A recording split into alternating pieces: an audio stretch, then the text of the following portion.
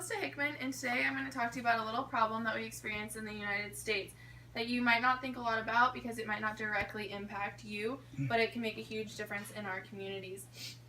So I did a lot of research and I was appalled by some of the numbers that I found.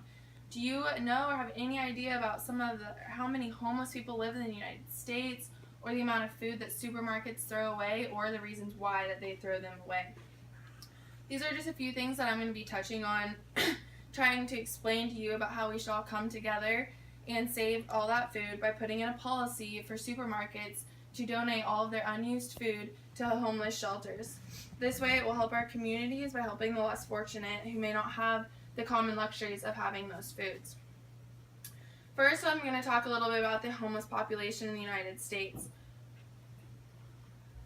These are some numbers you can look at while I'm talking. And so according to the State of Homelessness in America, in 2014, overall, there are 578,424 homeless that were recorded or reported. So that might not even be all of them that there are. As well as the number of people living in poor households grew to 7.7 million. So these might be who are homeless, but even though that's how many are homeless, those don't include all the people that are living in a poor or bad neighborhood or bad household that might not get food. Now, I know some people may think that, oh, they're homeless, they need to just go get a job, they don't deserve to get stuff handed to them. Although you can't judge everyone, you don't know their circumstances. And as you see here, 45,000 of these people that are homeless are unaccompanied children, which makes a big difference. Those kids, you don't know how old they are, what their jobs are, or reasons why they might not be able to get a job.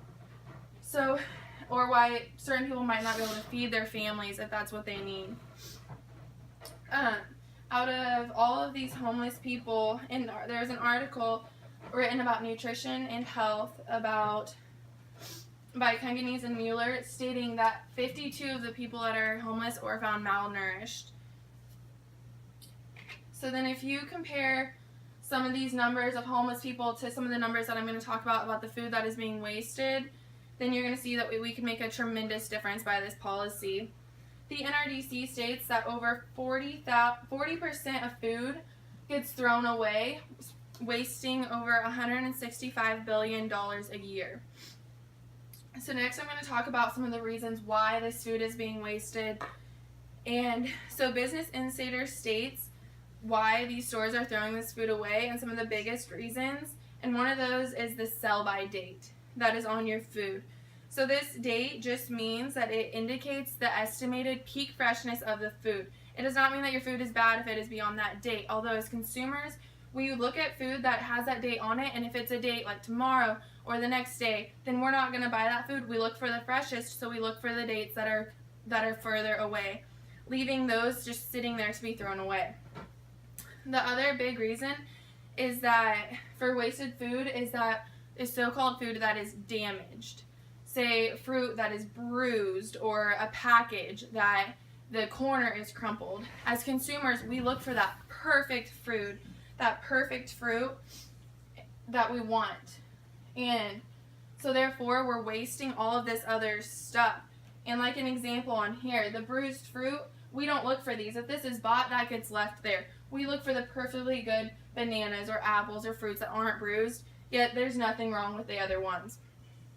So, to help with this problem, a solution would be creating a policy and to put into place to donate all the food that's being thrown out to local homeless shelters. And if we all are able to come together and put our support behind this policy, then we could get enough support to be able to get it passed. As one person, it's really hard to make a difference and make a big change, but if we all come together and are able to work together on this, then it's something that is very possible. There are petitions that you can sign today to help show your support to help put this policy into place. We may not be able to help every less fortunate family out there, but by this we are able to touch the lives of many. So in conclusion, I really hope that this has kind of touched your heart and shown you the amount of sadness and the amount of food and suffering that there is and that's being wasted daily. So if we take that food and if we give it to less fortunate, then by implementing this policy, we're doing something that can make a difference and can change something out there So I hope that you'll all stand behind me and give me your support in the efforts of pushing this policy through and making a difference. Thank you all for your time.